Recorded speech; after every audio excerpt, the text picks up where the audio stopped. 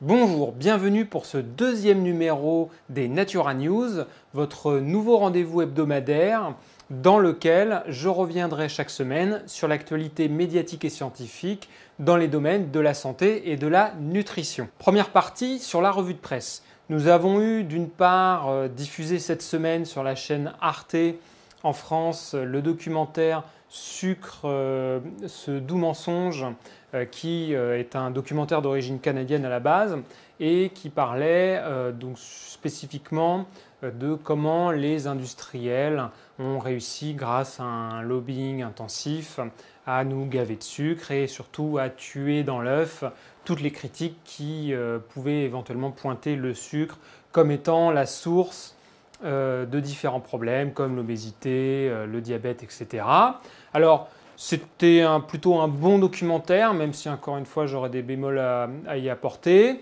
Il faut tout de même noter que c'était un documentaire, comme je le disais, à la base canadien, donc spécifiquement orienté sur ce qui se passe en Amérique du Nord, donc Canada, États-Unis, même si, bien entendu, en Europe et plus particulièrement en France, nous avons également un lobby du sucre assez puissant, étant donné que la France est l'un des plus gros producteurs de sucre au niveau mondial, et notamment le premier producteur mondial de sucre de betterave.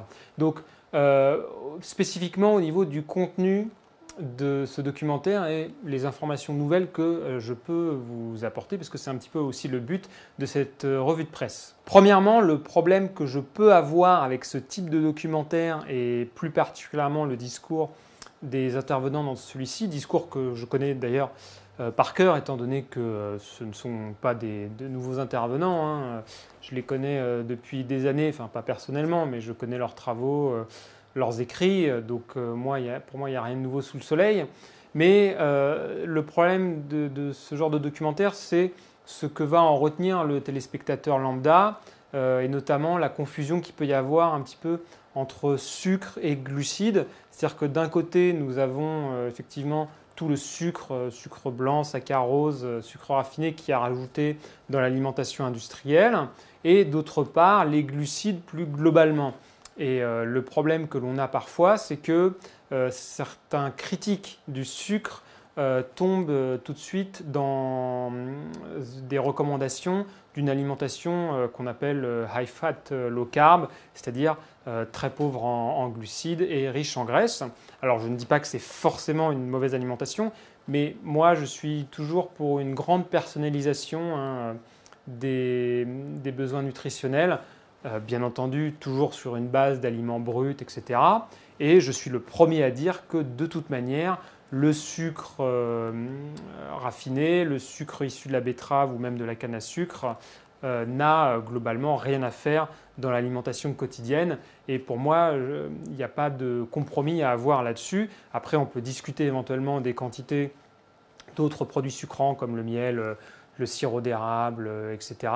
Et bien entendu, des quantités plus globales de glucides issus de sources brutes, d'aliments frais, de tubercules, légumes racines, éventuellement certaines céréales. Bon, bref, ce n'est pas le sujet d'entrer dans ce débat-là, mais c'est juste pour vous dire qu'il faut apprendre un petit peu à situer et à séparer les sujets entre le sucre raffiné et qu'on trouve dans l'alimentation industrielle d'un côté, et les glucides de manière plus globale de l'autre. Deuxième remarque, ce qui était intéressant, c'est que dans ce documentaire, on a bien vu l'argument classique des industriels, à savoir le sucre a toute sa place dans une alimentation équilibrée et le problème de l'obésité vient uniquement d'un manque d'activité physique.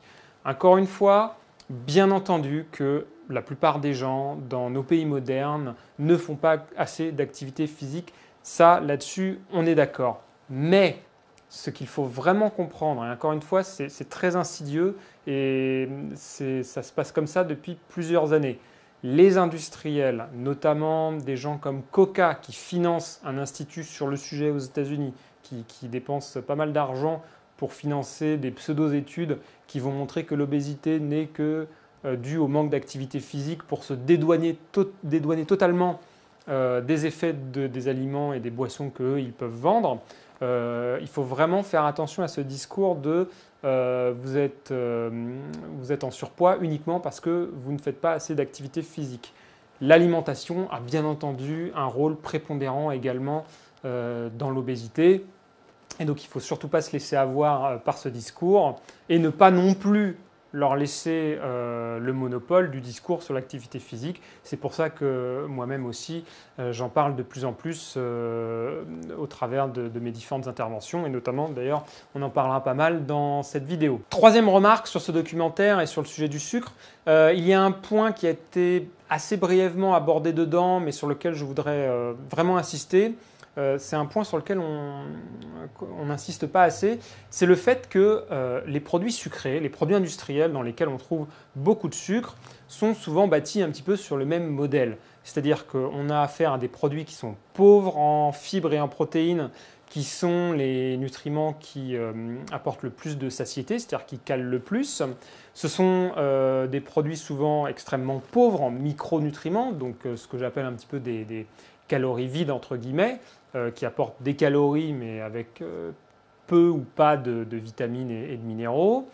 Et ce sont souvent donc des produits qui ont un savant mélange et un savant équilibre entre des sucres sur le sujet qui nous concerne, éventuellement un petit peu de graisse parce que le gras aussi, dans une quantité précise en équilibre avec le sucre, permet d'augmenter encore la persistance des goûts dans la bouche, et on va avoir différents additifs et notamment des arômes artificiels ou naturels pour renforcer la saveur, et tout ça dans un objectif unique d'augmenter ce qu'on appelle la palatabilité, c'est-à-dire la sensation de plaisir dans la bouche que procure un aliment. Et il faut comprendre que les industriels, bien entendu, cherchent à augmenter cette palatabilité au maximum afin que le consommateur, d'une part, bien entendu, ressente instantanément du plaisir lorsqu'il mange ce produit, mais d'autre part, pour qu'il ait envie d'en racheter juste derrière. Et comme en plus, ce type de produit n'est pas du tout rassasiant de par, comme je le disais, en général le manque de fibres alimentaires et le manque de protéines, eh bien, on va avoir tendance à en surconsommer. Et donc, on peut discuter des effets entre guillemets obésifiants du sucre en lui-même, mais il ne faut jamais oublier que c'est aussi le fait que ce type de produit industriel sucré, c'est le fait donc, que ce type de produit nous incite à manger plus qui nous fait aussi grossir. C'est-à-dire que c'est le fait de manger plus, et dans ce manger plus, ce sont ces aliments-là qui stimulent l'appétit et qui stimulent la surconsommation. Et c'est pour cela, juste pour conclure, que je suis également assez catégorique et assez intransigeant sur la consommation de produits industriels, parce que pour moi, il n'y a pas vraiment de demi-mesure à avoir, et là-dessus, je pense que je ne changerai jamais d'avis. Je ne conçois pas qu'on puisse être dans la demi-mesure sur la consommation de produits industriels, puisque comme je vous le dis, ça ne peut que être des produits qui nous font manger plus, en plus de manger des calories vides et donc de prendre la place d'autres aliments qui, eux, pourraient être plus nutritifs. Ça a de grandes chances de nous inciter à en manger toujours plus. Donc pour moi, il n'y a pas de graduation à avoir, il y a à les éliminer totalement. Quatrième et dernière remarque, à la fin du documentaire, il parle rapidement du fructose, comme quoi il serait encore plus néfaste que le saccharose qui est un mélange de glucose et de fructose, et donc que le fructose serait encore plus néfaste que les autres formes de sucre pour la santé. Alors là, on a affaire un petit peu à une sursimplification, c'est un sujet bien plus complexe que cela. Il faut comprendre qu'aux États-Unis ou en Amérique du Nord plus globalement, on a une problématique qui vient du high fructose corn syrup, du sirop de maïs à haute teneur en fructose, donc issu du maïs comme son nom l'indique, étant donné l'énorme production de maïs issu des États-Unis. C'est un sucrant qu'on trouve dans beaucoup de produits là-bas et qu'on ne trouve pas trop en Europe. Donc il y a un peu cette problématique différente. Mais le fructose, c'est vrai, a été très diabolisé ces dernières années. Il faut juste comprendre que je ne vais pas m'y attarder ici. J'ai prévu, j'espère avant la fin de l'année, faire une vidéo spécifiquement sur le sujet pour éclaircir un petit peu. Mais en gros, il faut se soucier surtout des sources. Bien entendu, ça n'a rien à voir entre une source totalement raffinée où on a du fructose pur et le fructose au sein d'un fruit que l'on mâche entier, qu'on croque dans une pomme par exemple.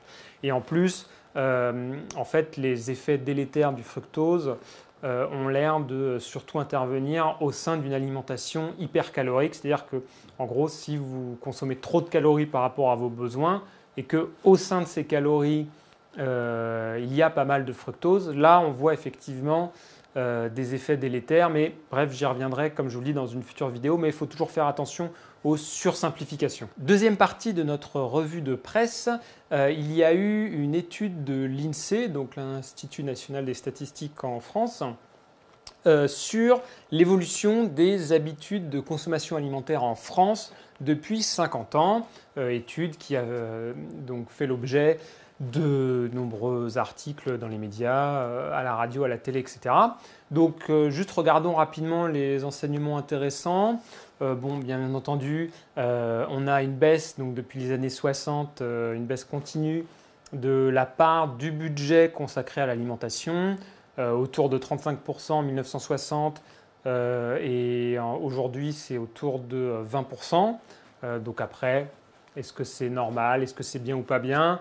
Bon, c'est un sujet complexe, hein. Bien entendu qu'on a beaucoup de dépenses supplémentaires aujourd'hui qui n'existaient pas avant. Après, il y a tous les sujets de la hausse ou de la baisse du pouvoir d'achat. Bon, ce n'est pas l'objet de cette vidéo, mais la seule chose que l'on peut se dire éventuellement, c'est est-ce que si on a les moyens, bien entendu, je comprends parfaitement qu'il y a des personnes avec un salaire minimum qui n'ont pas trop de moyens et qui essayent déjà de dépenser au moindre centime au plus juste. Mais ensuite, si on a éventuellement un tout petit peu de marge de manœuvre, la question reste toujours, est-ce que l'on peut éventuellement jouer sur certains postes budgétaires pour se laisser un peu plus de moyens pour acheter des aliments de qualité. Voilà, moi, c'est la seule parenthèse que je voulais faire. Qu'est-ce qu'on a d'autre comme remarque? On voit qu'au sein de ce budget alimentaire, la part consacrée à la viande, aux fruits et légumes baisse. Il me semble aussi aux boissons alcoolisées, oui. Et on voit aussi une augmentation de la part, bien entendu, consacrée aux produits sucrés et aux plats préparés qui voient leur consommation augmenter de 4,4% par an depuis 50 ans, donc ce qui est assez énorme, ce qui fait que sur une cinquantaine d'années, en gros, leur consommation a été multipliée par 10, donc ça c'est tout de même assez triste, mais bon, rien d'étonnant encore une fois. Et dernière remarque, au sein des boissons alcoolisées, on voit une diminution de la consommation de vin, donc rien d'étonnant là non plus, au profit de la recherche plus de qualité, donc ça c'est plutôt un bon point. Par contre, le gros bémol, c'est une augmentation assez importante de la part des alcools forts par rapport aux autres types d'alcool, donc ça c'est un peu plus dommageable. Et donc en conclusion sur cette étude, malheureusement on voit une lente érosion continue depuis des années de la consommation d'aliments frais, bruts, au profit des aliments industriels, transformés, des plats préparés. Bon, encore une fois, rien de tellement étonnant, mais donc c'est pour ça qu'on en revient toujours à mon conseil de base, un petit peu de lutte contre ce mouvement de fond qui est manger des aliments frais, bruts au maximum. Au-delà de tout autre conseil nutritionnel, c'est le conseil de base que tout le monde doit appliquer, tout le monde doit retenir, manger de vrais aliments préparés par vous au maximum, essayez de cuisiner un minimum chez vous et essayez de répandre ce message autour de vous et vraiment déjà on aura fait beaucoup de progrès si la plupart des gens se mettent à faire ça. Passons maintenant aux recommandations de livres. Alors il faut savoir que je lis en fait essentiellement des livres en anglais, donc il y aura forcément régulièrement des livres en anglais, hein.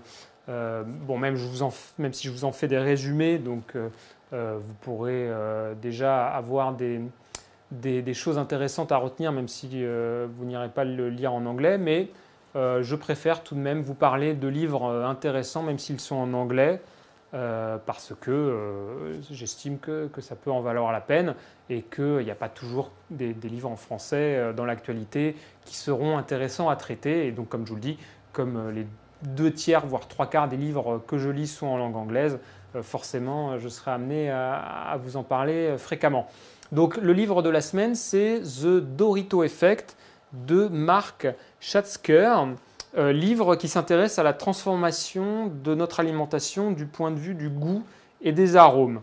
Donc, juste pour rappel, pour ceux qui ne connaissent pas, les Doritos sont des chips de tortilla de maïs que l'on trouve dans des dizaines de goûts qui sont beaucoup plus célèbres aux États-Unis qu'en Europe, mais qui existe aussi en Europe. Et donc l'idée du livre repose sur deux tendances de fond qui ont fini par se rejoindre, à savoir d'une part l'agriculture intensive qui produit des aliments standardisés avec peu ou pas de goût du tout, et d'autre part l'évolution de la science des arômes, donc la création d'arômes de synthèse ou à partir d'ingrédients naturels mais qui n'ont rien à voir avec l'aliment de base. Et donc ces deux tendances se sont rejointes dans le fait de rajouter des arômes à ces aliments qui n'ont pas de goût à la base pour les rendre plus intéressants et plus attractifs pour le consommateur. Le problème vient du fait que ces arômes dérèglent complètement le goût et l'odorat que l'évolution a façonné pour nous pendant des millions d'années. On a eu l'habitude forcément d'avoir un goût et un odorat qui se sont façonnés par rapport aux aliments qui étaient à notre disposition, et notamment par rapport à des sensations de dégoût, d'aversion, etc. Et de plaisir également. Et donc, dans un contexte où on n'avait affaire qu'à des aliments bruts qui ont le goût qu'ils ont, ça ne posait pas de problème. Par exemple, je sais pas, un fruit qui en général est nutritionnellement intéressant va être aussi un fruit assez attirant, un fruit juteux, bien mûr, bien sucré, plein de saveurs. Bon, même si l'agriculture a sélectionné des fruits aussi pour qu'ils soient de plus en plus sucrés, mais bon, ça c'est autre chose.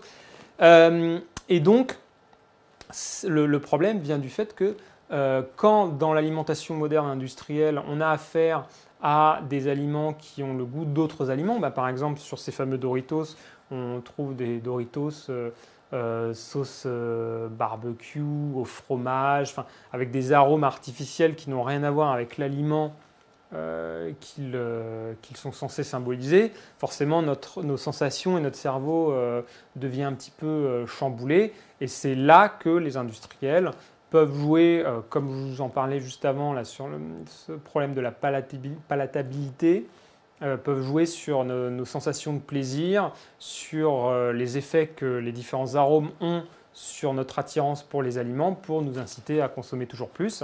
Et c'est un vrai problème de l'alimentation industrielle également, d'avoir totalement chamboulé nos repères par rapport au goût et aux saveurs. Et c'est quand même assez grave qu'on en arrive à des choses comme, par exemple, des nuggets de poulet faits à partir de poulets tellement industriels, tellement sans aucune saveur, qu'on rajoute dedans de l'arôme de poulet. Enfin, on marche un petit peu, même beaucoup sur la tête. Donc en résumé, il faut vraiment, encore une fois, réapprendre le vrai goût des aliments pour se prémunir de tout cela. Et donc, bien entendu, manger des aliments bruts, frais, de qualité, qui ont du goût, notamment dans les fruits et légumes. On ne veut pas des choses qui soient esthétiquement parfaites, qui soient la tomate sans aucune imperfection, d'un rouge parfait, brillant. On veut des aliments qui ont du goût avant tout, et souvent le goût dans les aliments bruts est signe de qualité nutritionnelle supérieure. Troisième partie de nos Natura News, une petite sélection d'études scientifiques de la semaine.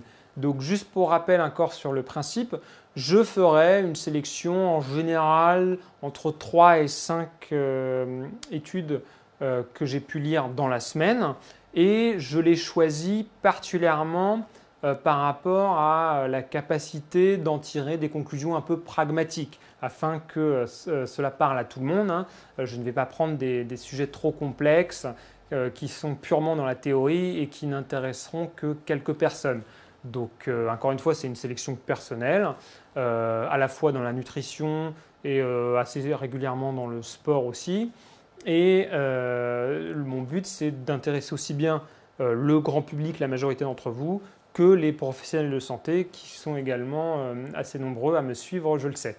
Donc, dans la sélection de la semaine, qu'est-ce que l'on a? Je prends mon petit cahier. Ah oui, effet sur la mortalité de remplacer le temps sédentaire, c'est-à-dire le temps assis, sans mouvement, par de l'activité physique ou du temps de sommeil. Donc, c'était une étude d'observation sur 200 000 Australiens, plutôt bien faite au niveau des modèles statistiques.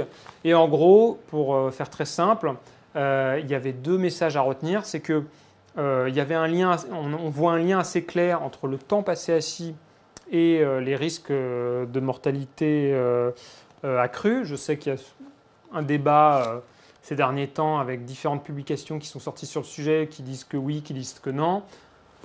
De mon point de vue, c'est mon point de vue, la direction de la plupart de ces travaux quand même pointe vers le fait que le temps assis est proportionnellement lié au risque accru de mortalité. On parle bien sûr d'effets sur des années, ce n'est pas vous asseoir sur votre chaise 5 minutes qui va vous tuer, il ne faut pas non plus caricaturer. Et donc inversement, on voit une réduction de ce risque de mortalité avec chaque heure par jour, chaque heure assise remplacée par une heure de marche ou de sport. Et la deuxième remarque, c'est chez les personnes, ça c'est intéressant, ils ont fait une distinction entre les personnes qui dormaient moins de 7 heures par jour et celles qui dormaient plus de 7 heures par jour. Et chez les gens qui dorment moins de 7 heures par jour, chaque heure passée le reste de la journée assis, chaque heure remplacée assis par une heure de sommeil, diminuait les risques de mortalité également. Donc ce qui pointe, comme ça je le répète souvent, l'importance fondamentale du sommeil également sur la santé à long terme. Deuxième étude, qu'est-ce qu'on avait cette semaine? Ah oui, un article passionnant dans la revue Nature, donc la célèbre revue Nature, sur le lien entre la flore intestinale et le cerveau et particulièrement des maladies neurologiques ou psychiatriques. Donc c'est un bon article qui fait un état des lieux de la recherche et qui montre notamment qu'il y a de plus en plus de neuroscientifiques qui s'intéressent à ce lien entre bactéries, entre flore intestinale et cerveau. Cela vient notamment du fait, par exemple, que l'on observe que beaucoup de gens qui souffrent de dépression ou d'anxiété souffrent également en parallèle de syndrome de l'intestin irritable, par exemple. Donc, il y a ces liens de corrélation qu'on observe et on commence depuis plusieurs années à se demander s'il n'y a pas des causalités. Alors après, entre la poule et l'œuf, est-ce que c'est un déséquilibre de la flore intestinale qui provoque ces problèmes ou est-ce que c'est juste une conséquence d'autres facteurs? C'est un petit peu complexe. Mais on a déjà dans des expériences observé que si on fait une transplantation, si on prend la flore intestinale de certaines souris qui ont un certain type de comportement et qu'on transplante cette flore dans d'autres souris qui ont d'autres comportements, et bien, ces souris qui reçoivent la nouvelle flore intestinale voient leur comportement modifié. Donc on voit tout de même dans ce type d'expérience que ça peut avoir une influence. Et en conclusion, ce qu'il faut retenir de l'état de la science sur ce sujet, c'est que finalement, on ne sait pas encore grand-chose. On est vraiment dans les prémices, dans les balbutiements des découvertes. Les années qui viennent vont voir de plus en plus de travaux sur le sujet. On va en apprendre de plus en plus. Donc, est-ce que cela fera partie d'un traitement plus global? Impossible à dire. Par contre, ce n'est pas une raison non plus pour être dans l'attitude de rejeter toute possibilité, notamment chez les personnes un petit peu fermées aux nouvelles découvertes qui vous diront non, ça n'existe pas, point barre. Personne n'est capable non plus d'être catégorique dans ce sens-là. Et dans tous les cas, donc sur l'aspect pragmatique, il est certain qu'il ne peut être que positif et on ne peut que tirer des bénéfices de prendre soin de sa flore intestinale à long terme, donc en ayant une alimentation saine, notamment riche en fruits et légumes, si possible consommer un petit peu d'aliments fermentés comme les légumes lactofermentés, etc. Donc tout ça pour prendre soin de sa flore intestinale, vu le rôle tout de même vraisemblable qu'elle joue dans tout un tas de maladies et donc là spécifiquement en lien, comme on l'évoquait, avec le cerveau. Troisième étude que j'ai retenue cette semaine et qui m'a grandement intéressé, le rôle des protéines de choc thermique dans la maladie d'Alzheimer. Donc, c'est des Allemands qui ont étudié les mécanismes qui permettent à ces protéines d'interagir sur l'accumulation d'autres protéines qui forment des plaques. Donc, j'avais évoqué ces protéines de choc thermique dans une publication sur le sauna sur ma page Facebook il y a très récemment, là, il y a quelques jours, 2 semaines je crois. Et donc, pour rappel, ces protéines de choc thermique ou en anglais Heat Shock Protein, HSP, sont des protéines produites par le corps, par votre organisme, en situation de stress, et notamment, d'où leur nom, en situation de choc thermique. Par exemple, si vous êtes dans un endroit, si vous êtes soumis à une forte chaleur d'un seul coup. Et ces protéines ont ce qu'on appelle un rôle de chaperon, c'est-à-dire qu'elles vont influer sur d'autres protéines produites par votre organisme et notamment empêcher la formation de plaques de protéines, c'est-à-dire des protéines qui vont s'agglutiner les unes les autres, notamment les bêta-amyloïdes qui forment des plaques dans le cerveau qu'on retrouve dans la maladie d'Alzheimer. C'est l'un des signes distinctifs de la maladie d'Alzheimer, ces plaques de bêta-amyloïdes. Et donc les protéines de choc thermique permettraient de prévenir la formation de ces plaques. Et donc c'est une piste très intéressante pour, d'une part, bien entendu, le développement de nouveaux traitements pour la maladie d'Alzheimer, mais d'un point de vue prévention, donc pour finir sur l'aspect pragmatique, cela confirme ce que j'ai déjà vu par ailleurs dans d'autres travaux sur l'intérêt de se soumettre ponctuellement à ces situations de stress qui nous permettent la production de ces protéines de choc thermique afin de faire de la prévention donc, par rapport à la maladie d'Alzheimer sur le long terme. Et donc, qu'est-ce qui nous permet dans notre quotidien de produire ces protéines de choc thermique? Ça va être essentiellement l'activité physique, le sport, notamment si vous transpirez, un sport qui vous fait pas mal transpirer. Ça sera une bonne chose. Donc, ce n'est pas forcément un sport très peu intensif. Il faut que ce soit tout de même un minimum intensif. Et d'autre part, au niveau exposition à la chaleur, quelque chose comme le sauna, entre hammam, sauna, etc., c'est la chaleur sèche du sauna qui est plus intense que les autres, qui sera la plus efficace. Alors, ensuite, si vous êtes fragile cardiaque, il y a des avertissements à avoir sur l'utilisation du sauna. Là, j'en parle juste d'un point de vue global. Donc voilà, moi, je vous dis l'état de mes réflexions. Après, vous faites ce que vous voulez. Mais au moins, je pense qu'on pourra tous être d'accord sur l'importance fondamentale du sport globalement et spécifiquement d'avoir un sport suffisamment intensif qui vous fasse bien transpirer, ce sera toujours ça de prix. Quatrième et dernière étude que j'ai retenue cette semaine, alors vraiment très très simple, c'est une étude sur le lien entre l'augmentation du tour de taille, donc au niveau du ventre, et le lien avec la mortalité globale et les maladies cardiovasculaires.